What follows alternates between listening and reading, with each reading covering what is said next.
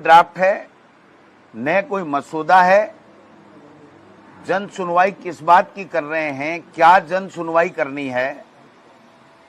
मैं समझता हूं कि ये पूरा का पूरा खेल राजस्थान और देश के अंदर हमारी सामाजिक समरसता को चोट पहुंचे, लोग बाग धार्मिक उन्माद में आ जाएं और इनकी राजनीतिक रोटियां सीख सकें और इनके ऊपर कोई जवाबदेही किसी भी बात की, गवर्नेंस की नहीं आए, इस तरीके से काम कर रहे हैं। ये एक महान कमेटी इन्होंने बनाई जो सारे आरएसएस के लोग हैं। उत्तराखंड, मध्य प्रदेश, गुजरात, छत्तीसगढ़, वेस्ट बंगाल, इवन राजस्थान, यही कमेटी काम कर रही है। तो भाई पूरे देश में, फिर देश में बना करके देश में ही कर लेते। आप हर स्टेट में क्यों भेज रहे हो उसको? जो हमारा फेडरल सिस्टम है उसके ऊपर आप चोट पहुंचा रहे हो। मैं यही कहना चाह रहा हूं, ये 2/3 मेजोरिटी और संविधान संशोधन क्या करना चाहते हैं, ये सवाल आज वापस प्रमुख हो गया है। इनको वोट का अधिकार छीनना है, इनको आरक्षण छीनना है, इनको एजेंसियों का पूरा सुपर पावर अपने आप को प्राप्त करना है। कोई आवाज नहीं उठा सके, मीडिया की स्वतंत्रता को खत्म किया जा सके, लोगों की बोलने की आजादी छीने, समानता का अधिकार छीने और जो धर्मनिरपेक्षता हमारे संविधान की मूल आत्मा है, वो भी उस संविधान से धर्मनिरपेक्षता सब हटे, इस तरीके की सोच के साथ में ये लोग बाग आगे बढ़ रहे हैं।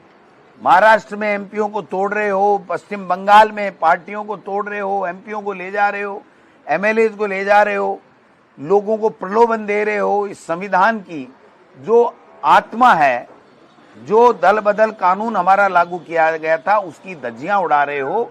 वो काम कर करके अपने स्वार्थ सिद्धि करके, और मैं जो समझ रहा हूं कि ये इस तरीके के इस माहौल में ले जाना चाहते हैं, इस तरीके का सिस्टम डेवलप करना चाहते हैं, इस तरीके का संविधान संशोधन करना चाहते हैं कि दोबारा आपको और हमको वोट देने की आवश्यकता ही नहीं पड़े, और जिसकी मर्जी है जो खड़ा होगा, उनकी मर्जी है वो ही जीतेगा, और मर्जी है जैसे देश चलेगा, आपका सारे के सारे अधिकार पावर सीज हो जाएंगे।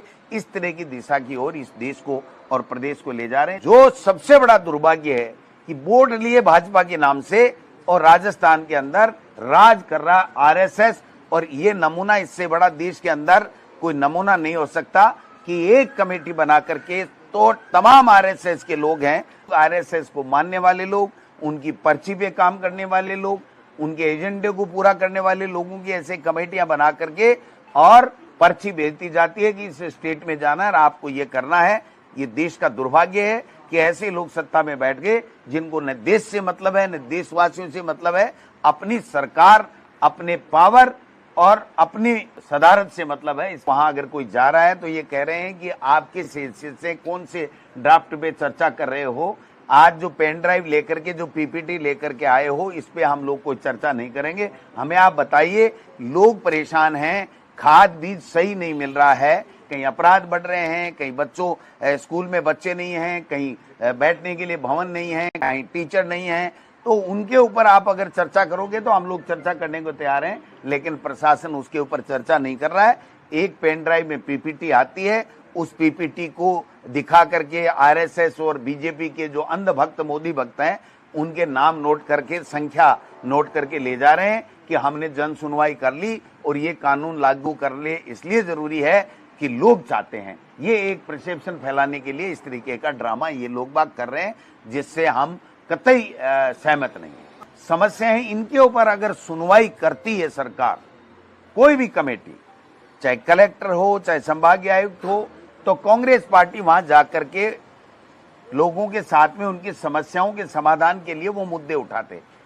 लेकिन हमें मजबूर होकर के ये कहना पड़ा कि ये चाहते हैं कि हम लोग वहां जाएं और कुछ लोग भारतीय जनता पार्टी और आरएसएस के लोग आ जाएं, फिर आपस में वहां विवाद हो, एक दूसरे की नुक्ताचीनी हो और हिंदू मुस्लिम और दूसरे तरीके की बातें करके, और ये पूरे प्रदेश में नफरत का माहौल फैलाना चाहते हैं। इनको चाहिए कि किसानों की आमदनी की दुगुनी की जो बात की थी, लोगों को रोजगार की जो बात की थी, विदेश नीति की बात की थी, मैं समझता हूं उसके ऊपर तो कोई चर्चा ही नहीं है। आर्थिक नीति की बात थी, उसमें कोई चर्चा नहीं। इसलिए मैं कहना चाहता हूं इस डबल इंजन की सरकार को कि आप ट्रस्टी हो, आप मालिक नहीं हो, मर्जी जैसे नहीं कर सकते।